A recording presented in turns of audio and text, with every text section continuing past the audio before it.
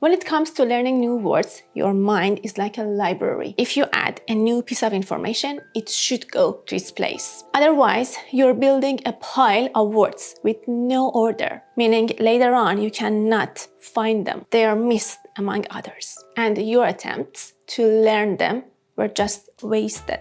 For two reasons, you need to have a system of memorization. One, it saves your time quite a lot. Instead of learning one word 10 times, each time with 10% efficiency, you're gonna learn it just once with 100% efficiency. It's like spending your time 9 times less on a word. And two, research shows the higher your level is, the more words you've got to put in your mind with an acceleration. What do I mean by that? Look at these data. You are seeing the fewest number of words for each level in English. The difference between A1 and B1 is at least 1,500 words, while the difference between B1 and C1 is at least 6,000 words. It's insanely huge, isn't it? So you do need to find these words easily in your mind. Not to mention the number of old words in order to become a perfect C2 level speaker is something like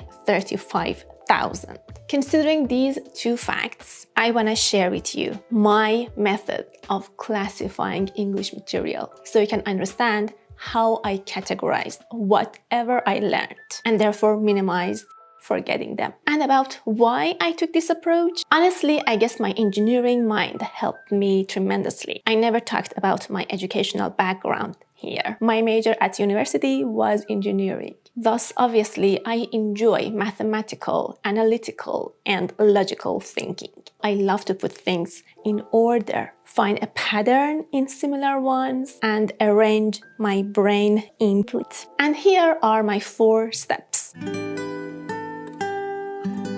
Step 1. When you learn idioms, make a list of them based on their simple meanings. For example, for everywhere, the idiom is right and left, or right, left, and center. Solution, it works like magic, sometimes every now and then, amazing, out of this world. In this case, I'm talking to you. But before every word or every sentence, I have a few moments to think, right? So the moment that I want to say the performance was amazing, I would say the performance was out of this world. Or if you remember the idiom afterwards, no problem, say it.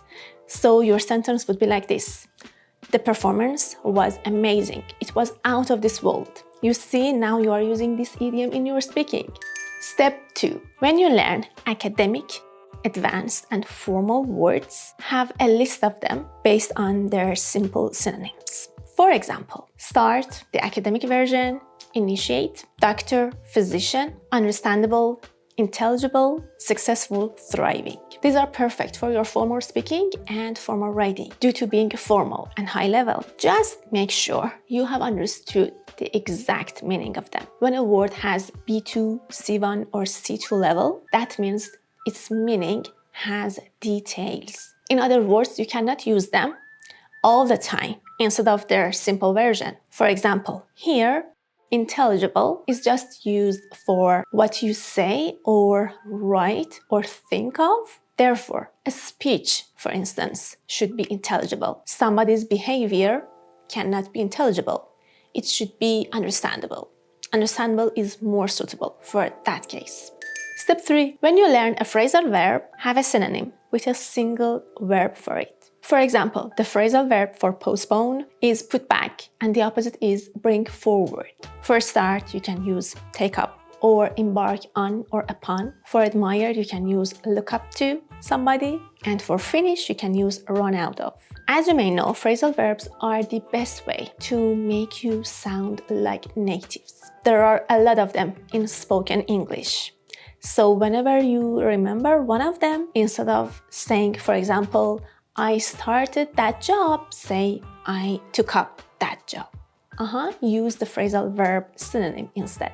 And again, remember, you need to know where exactly each one should be used. We say run out of something to mention we have consumed it. We have finished it by using it to the full, like time, water, air, flour, money, budget, these things. So don't say, let's run out of the project, meaning finishing the project. No, that's wrong. That doesn't make sense because you are not consuming project. Yeah? Instead, when you wanna, for example, bake a cake, say we are running out of sugar to make this cake, meaning we're about to finish it. To finish sugar for this cake. There's no sugar left.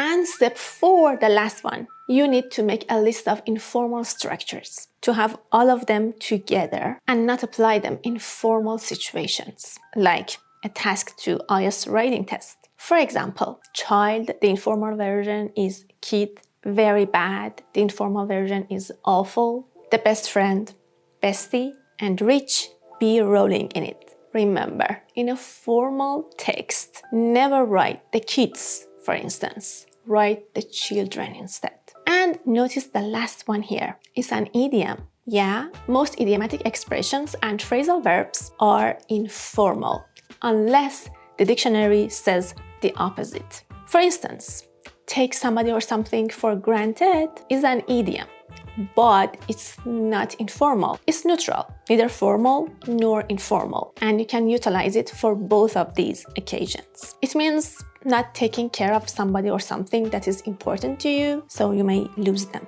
without even noticing. These were my 4 steps. I'll put 4 self-study books in the description so you can have these resources to study idioms, phrasal verbs, and academic words, plus 2 links of standard dictionaries that I use. I hope you found this system of categorizing words quite helpful and educative. See you in the next. Bye!